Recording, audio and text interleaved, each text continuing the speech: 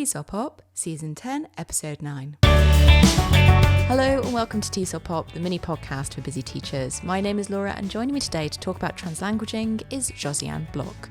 Now, what exactly is translanguaging and how can we bring it into our classroom? These are all the topics we're talking about in this episode. So let's jump to the conversation where I asked Josianne to explain what does translanguaging mean to her.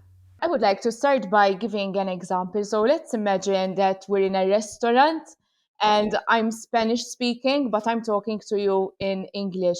And I would ask you, could you pass me the pimienta, please? No, not the salt, the black pimienta.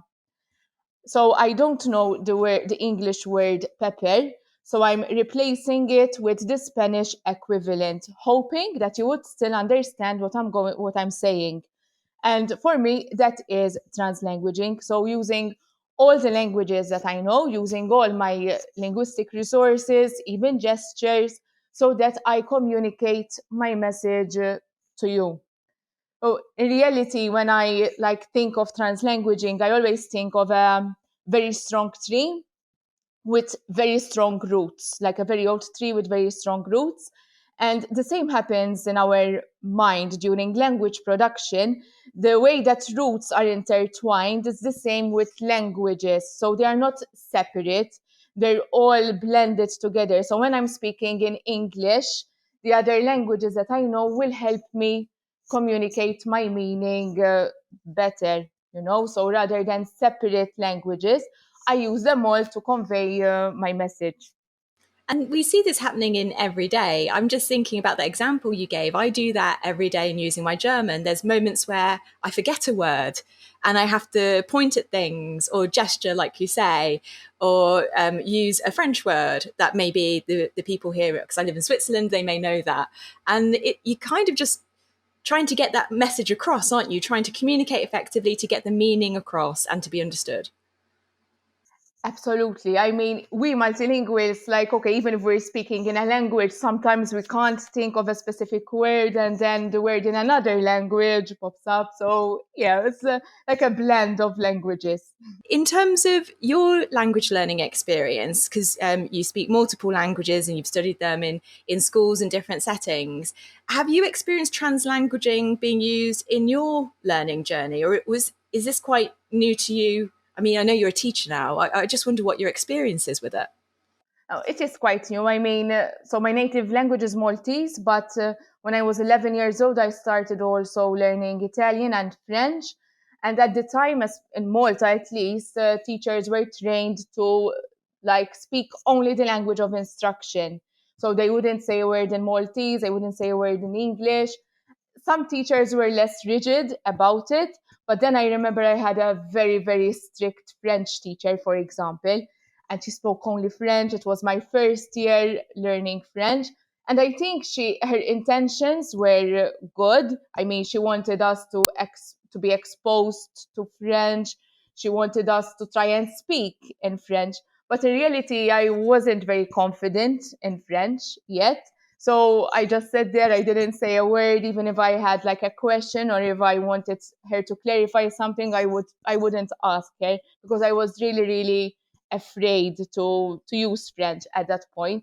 I think it's still translanguaging. It's still a relatively new thing in Malta. I think since Malta also is a bilingual country, English is an official language, we really value the importance of English. So we try to use only English in our English language teaching usually. However, things are changing. Even if we look at the Maltese society, for example, now 1 out of 5 people in Malta are non-Maltese nationals. So society is becoming more multicultural. I mean, we cannot just ignore the other languages, because they are very, very present in society and even in the classroom as well. So when you're teaching, you said that translanguaging is a feature that you've brought into your classrooms. What does it look like? Could you give us a snapshot of what's happening when you're teaching your young adults, right? You're teaching young adults and teenagers? Yes. My students are mostly between 13 and 16 years old. First of all, I'd like to think that like translanguaging and even the use of their first language is not something, it's something natural, you know. It's like I said in the beginning, it's a natural process. So whether I like it or not, I think that it will still happen, to be honest. However, like examples, I don't know, from the classroom, when they're doing group work and there are two students who speak the same language, they will ask for help in their first L1 to communicate what they're saying. When they don't know a word, they would translate it and so on. But even if two people speak a different language, they would still, if they don't know a word in English, they would still like use their languages to find similarities between their language. For example, I had a Spanish student and an Italian student. Now the languages are very similar, yes, but they would like, I don't know this word in English, but I know it in Italian, and the other one knew it in Spanish. They would like, it's almost the same word, you know. So it instills a lot of curiosity among the learners. And for example, last year, I also discovered that the English word eraser, like the Maltese equivalent and the Vietnamese equivalent, is very similar. And that for me was very strange because they are two languages which are completely different. But the way they sound, we say gomma, and even in Vietnamese, they say something similar. So I try to build a lot of, you know, like build on this curiosity and on this linguistic diversity among the learners. Even if you look at the classroom, there are visual charts in which their languages are included. I think the most important thing is that I try to make them feel that it's okay to use their first language. It's not something like to be ashamed of. Your first language is something that you should be proud of. I'm really interested in how you're training your learners to kind of utilize all their language tools in the classroom without taking risks in using the language that they're learning, because it can be quite I think I'm speaking more from the perspective of older teens and adults that I've taught before. They can be a bit reticent about taking that leap to make mistakes in the language they're learning, and they can end up staying in their comfort zone of the languages they know. I wonder how you kind of push your students to recognize that they've got these wonderful language tools, use them, but also use it in a way that pushes you forward in your progress. Mm-hmm. I think it's a continuous, it's a gradual thing, you know. So the first thing is that it's very important that the rules are well established from the beginning. So I would I would like to I would like them to know when it's okay to use their first language. In other situations, it's not okay, sort of. I would prefer them to use English. And it's very important for them to know that their language is not there to replace English. It's there to facilitate the English learning process. It's something that like goes hand in hand, but it's not that they can only use, for example, Italian or Maltese or whatever. Um, this is something that, I mean, it's a bit of a challenge. They learn gradually, but I really make it clear that just using your first language without using English, that's not translanguaging. That would be like abusing, you know. So I think the most important thing is that from the beginning we try to establish a very safe environment. What happens usually is that in the beginning they would like depend on their first language a lot, but as we move along they would use more English and less their first language. So I try to develop a safe environment where they can trust me, and like we're all in this together. So our aim is to learn English because English is important to integrate into Maltese society. So yes, we use their language, but we have that mindset in place. So I bet listeners are thinking, how can I bring translanguaging more into my classrooms without taking too much time? Because obviously the whole premise behind TESOL Pop is mini things for people to take away and try. What would you suggest for listeners to have a go at this week?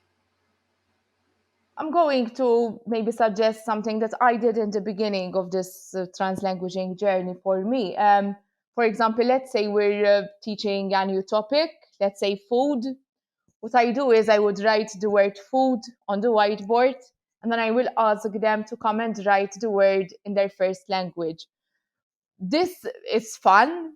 It's like a fun way to introduce the topic, but it also like acknowledges the language of the learners. And then we would compare the different languages. We would see the similarities with English and maybe the differences. Like, it's not just, they're just numbers there. I'm acknowledging not just you as a student, but also where you come from, your linguistic background, and so on.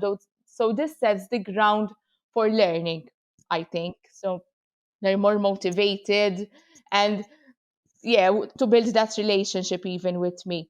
Then another thing I do is every week we learn an expression in English or an idiom, I don't know, a piece of cake, break a leg, and so on. We do it via a game, Hangman. And then when we guess it, first we explain the meaning, but then I ask them to stop and reflect about their native language, and maybe there is a similar expression. It could be a direct translation, but it could be something completely different. For example, once I was doing to go cold turkey, and there was a student from Colombia. She told us, oh, in Colombia we say to cut the tree from its roots, for example. Mhm. So it's very interesting, and it increases language awareness. We're not just there to learn English, but also to be aware of how languages work, after all. I think this also leads to what a person I follow calls it co-learning. So it's not just the teacher teaching and the learners learning. It's more like of a collaborative process. I think if we're going to use translanguaging in the classroom, we should not be afraid to give a bit of our teacher authority to the students. So yes, we are teaching English, but we're also learning from our students as well. So it's this sort of collaborative, thing. Josianne, it's been lovely talking to you today. Thank you so much for sharing insights in translanguaging and sharing those lovely activities for people to try this week. Thank you. It's been great talking to you. It was an amazing opportunity, honestly. Thank you. So if you'd like to follow Josianne and her work on translanguaging and everything else English language teaching, then you can check her out on LinkedIn. I've included her link to her LinkedIn socials in the show notes so you can find those easily. Now, if you have a question or an idea that you'd like to pitch to TESOL Pop, you can contact us by going to the website tesolpop.com. Finally, you can support the work that we do here at TESOL Pop by sharing today's episode with your teaching community to continue the conversation, by leaving a rating and review wherever you listen to the podcast so more educators can discover us, or by even buying Haven and I a coffee by going to ko-fi.com/TESOL Pop.